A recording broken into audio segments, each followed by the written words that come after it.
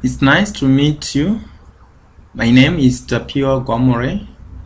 We are going to have our third lecture in electrochemistry called the relation of current and potential difference to rate and chemical equilibrium. So in this case, we are going to look on the relationship which is there between our current and our potential difference to the rate of the reaction as well as chemical equilibrium.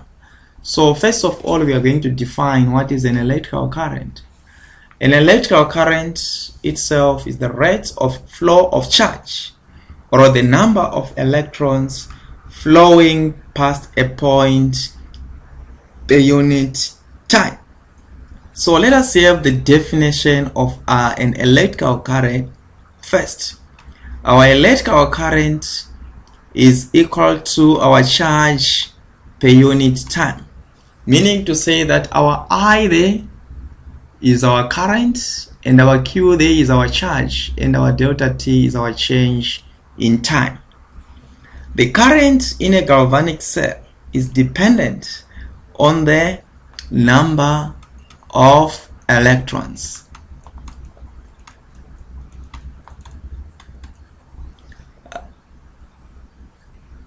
That flow in the conductor per unit time.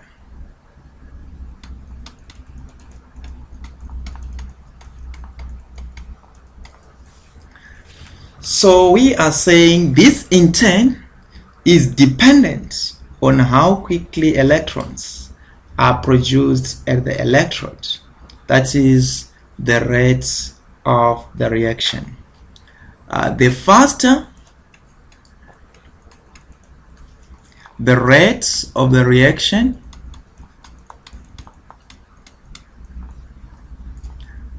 is the greater the current flowing in the circuit.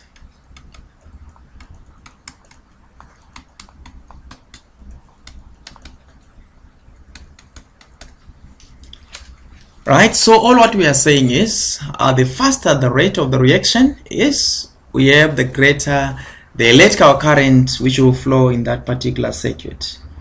And we understand that the rates of the reactions are affected by the temperature, pressure in the case of gases, and particularly the concentrations of the solutions.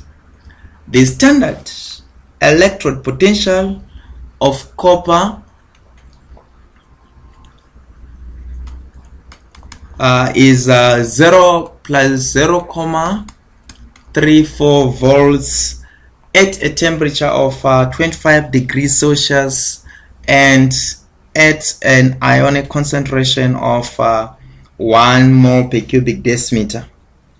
Right, this 0.34, we are getting it straight from the standard electrode potential tables.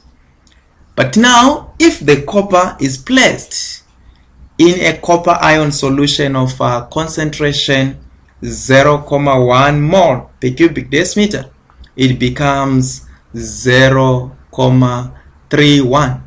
So this one, 0.34, is a 25 degrees Celsius or 298 kelvins, and at a concentration of 1 mole per cubic decimeter. However, the electrode potential of copper is plus 0.31 volts at a temperature of 25 degrees Celsius or 298 kelvins, but at a concentration of 0.1 mole per cubic decimeter. As you can see from these two electrode potentials, they are different. Why? Because there is a difference in the concentration.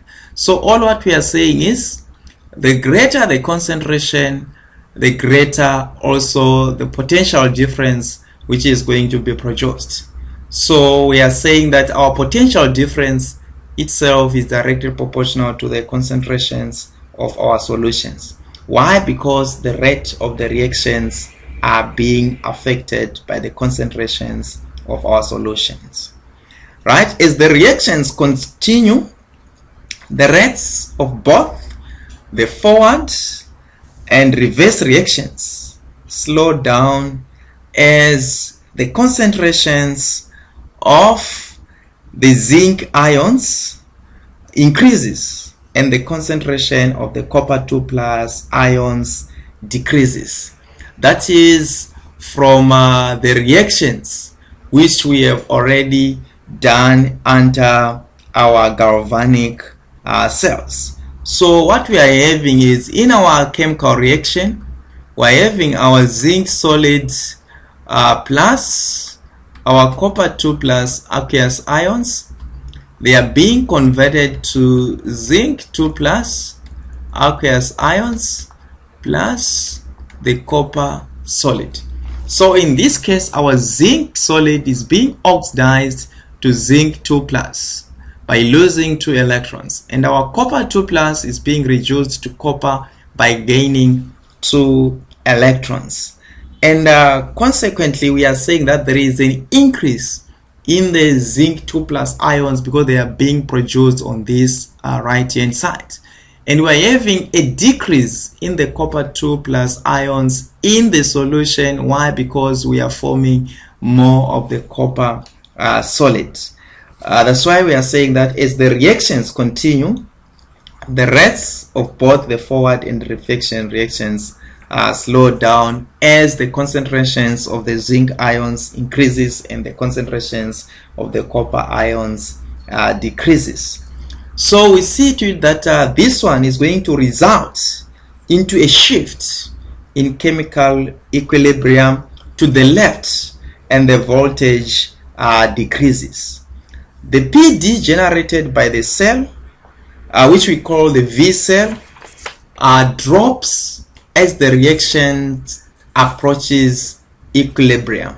And we know that at equilibrium, the rate of the forward reaction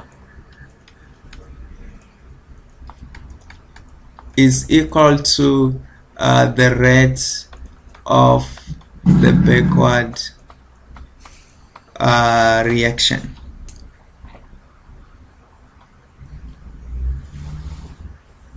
Yeah, that is what we know, right? So all what we are saying here is that our PD generated by the cell depends on the rates and position of the equilibrium reactions. The rate decreases as the cell approaches equilibrium, and our V cell is equal to 0 when the cell reaches equilibrium. The current flowing in the circuit is proportional to the V cell. So what we are saying here is our current is directly proportional to our V cell. That is the voltage of the cell, and will only decrease as the reaction fall. The PD of a cell depends on the extent to which the spontaneous cell reaction is moved towards equilibrium. The PD of a galvanic cell is not constant. It is a maximum when the circuit is switched on, but it decreases thereafter. The PD delivered by a cell is dependent on the concentrations of the ions in the solutions. The larger the concentrations of the ion is, the greater the PD of the cell.